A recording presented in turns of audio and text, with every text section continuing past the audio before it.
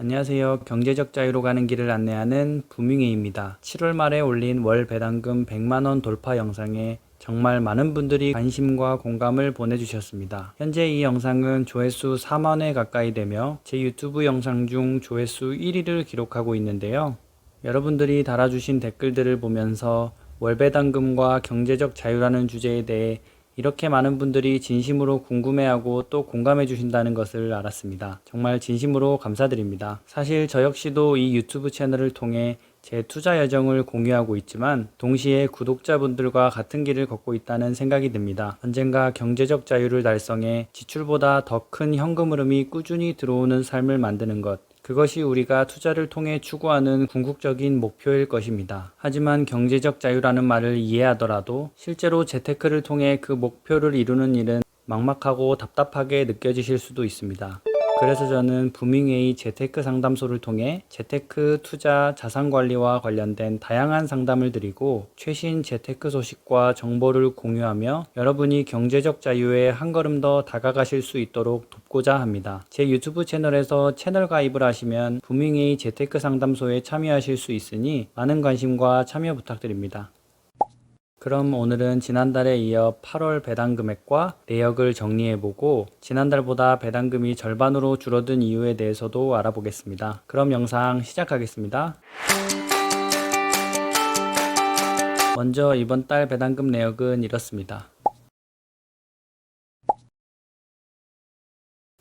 총 15번의 배당금 알람이 울렸고 달러 환율 1390원 기준 합계 금액은 51만 9,528원으로 약 52만원인데요. 100만원이 넘었던 지난달 배당금과 비교하면 50만원은 절반 정도밖에 되지 않고 왜 이렇게 줄었지라고 의문이 드실 수도 있습니다. 하지만 이게 배당 투자의 재미이자 특징인데요. 주식별 배당 지급 시기가 차이나기 때문에 구성 종목에 따라 월별 배당금이 차이가 날 수밖에 없으니 장기적으로는 월 평균 배당금이 일정해지도록 세팅하는 것이 배당 투자의 종착지가 아닐까 싶습니다. 이번 달 배당금이 절반으로 줄어든 이유는 바로 배당 일정 때문인데요. 지난달에는 제가 보유한 주요 종목들이 분기 배당을 보내주었습니다. 예를 들면 미국 주식 중 단일 종목으로는 1, 2위를 차지하는 SCHD와 SPLG의 배당금이 7월 1일에 제 계좌로 입금되었고 이 두 ETF의 배당금만 390달러로 하나로 대략 55만원이나 되기 때문에 7월 배당금이 100만원을 돌파할 수 있었습니다. 그리고 투자 배당률이 8.5%로 고배당주인 알트리아와 매달 일정한 날에 배당금을 보내주는 리얼티 인컴도 큰 도움이 되었습니다. 결국 지난달은 일종의 배당 피크였고 이번 달은 상대적으로 배당 지급이 적은 달이라서 52만원 정도만 들어온 것입니다. 여기서 중요한 건 배당금이 줄었다고 해서 제 투자 방식에 문제가 있는 게 아니라는 점이고 연간 기준으로 보면 오히려 안정적이고 꾸준하게 늘어나고 있으니 걱정할 필요는 없어 보입니다.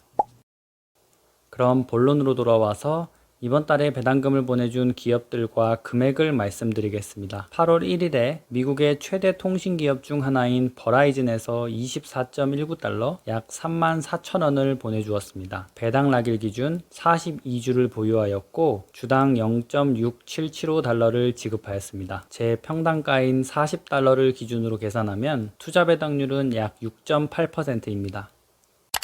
다음은 제가 지난달 영상에서도 소개했던 플러스 고배당주입니다. 배당 락일인 7월 31일 기준 301주를 보유하였고 주당 78원을 지급하며 약 2만원 정도의 배당금을 보내주었습니다. 플러스 고배당주는 5% 정도의 배당률과 상장 이후 평균 배당 성장률이 연평균 15% 정도로 SCHD보다 높고 올해 주가가 33% 가까이 오르며 많은 사랑을 받고 있는 ETF인데요. 하지만 2015년과 2020년에 배당을 삭감한 이력이 있어 아직은 완전히 신뢰할 만한 배당 성장 ETF라고 보기는 어렵습니다. 그럼에도 높은 배당 성장률과 월배당이라는 장점을 무기로 포트폴리오에 일정 비중 담아갈 만한 ETF라고 생각합니다. 다음은 ISA 계좌에서 투자하고 있는 타이거 미국 배당 다우존스에서 14만 5,080원을 보내주었는데요. 올해부터 절세 계좌에서 국내 상장 해외 ETF의 배당금이 원천 징수되며 수량이 늘었음에도 작년 수준의 배당금을 회복하지 못하고 있습니다. 타이거 미국 배당 다우존스는 절세계좌 배당소득세 원천 징수와 이중과세 논란에 이어 SCHD와 같이 4월 하락장에서 하락한 후 지지부진한 모습을 보이며 많은 분들이 떠나는 계기가 되었는데요. 저는 따로 매도하지는 않았지만 추가 매수도 하지 않고 기다렸는데 다행히 주가를 보니 다시 슬금슬금 올라오는 모습입니다.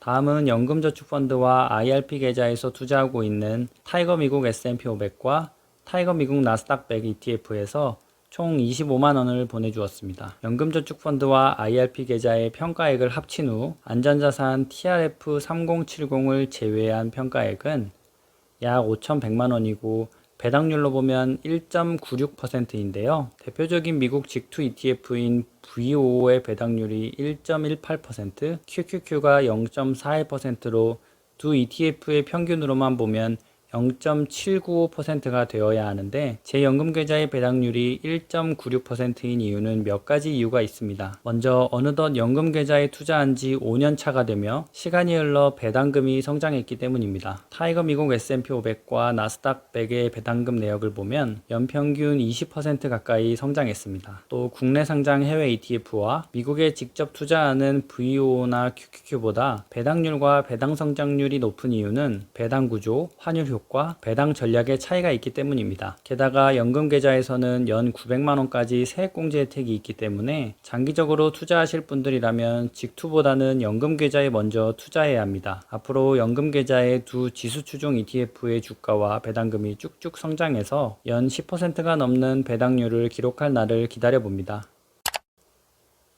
다음은 해외 직투 계좌입니다. 로스, 애플, 리얼티인컴이 배당금을 보내주었는데요. 로스는 2.1%, 애플은 0.5%, 리얼티인컴은 5.7% 배당률입니다. 당장은 로스와 애플 모두 배당률이 낮지만 로스는 50년 이상 배당을 늘려온 배당 왕족주이고 애플은 최근 10년 이상 배당을 늘리며 배당 성장주로 떠오른 만큼 앞으로의 배당 성장이 기대되기도 합니다. 다음은 IRP 계좌에서 안전자산 30%를 때문에 꾸준히 모아왔던 코덱스 TRF3070에서 1189원을 보내주었는데요. 이 ETF를 투자한 지 5년 가까이 됐지만 배당금을 받는 건 처음이어서 배당 알람이 울려 신기하기도 했지만 이미 해외 주식형 TR ETF의 배당 재투자 금지에 관한 논란을 인지하고 있었던 만큼 크게 놀라진 않았습니다. TR ETF의 배당 재투자가 금지되었지만 앞으로 배당이 입금되면 즉시 재투자해서 TR의 효과를 그대로 가지도록 노력해보려고 합니다. 연금계좌, 해외계좌를 지나 이번에는 국내 주식 배당금입니다. 타이거 코리아 배당 다우존스와 삼성전자 우에서 각각 3,072원, 18,640원을 보내주었습니다. 타이거 코리아 배당 다우존스는 올해 5월에 상장한 따끈따끈한 신생 ETF인데요.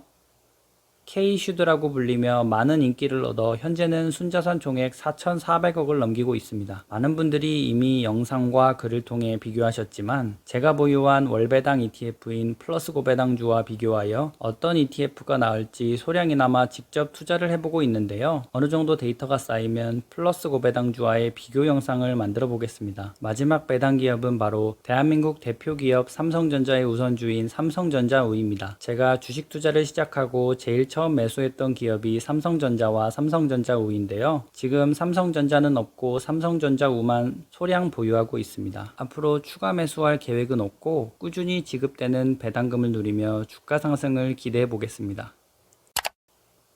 이제 마지막으로 말씀드릴 내용은 K뱅크 예금이자 57,584원입니다. 저는 일정 비중의 현금을 보유하기 위해 아직 예금과 적금으로 현금을 모아가고 있습니다. 1,000만원이나 투자했는데 6만원도 안되는 예금이자를 받으니 적은 금액이라고 생각될 수도 있지만 이 6만원 정도의 예금이자 덕분에 지난달에는 배당금 100만원을 돌파했는데 이번 달에도 덕분에 50만원을 돌파했습니다. 아무리 저축의 시대에서 투자의 시대로 변했다고 하지만 단기로 현금을 보관할 용도로는 예금이 나쁘지 않은 선택인 것 같아 앞으로도 일정 부분 예금을 계속 보유할 예정입니다.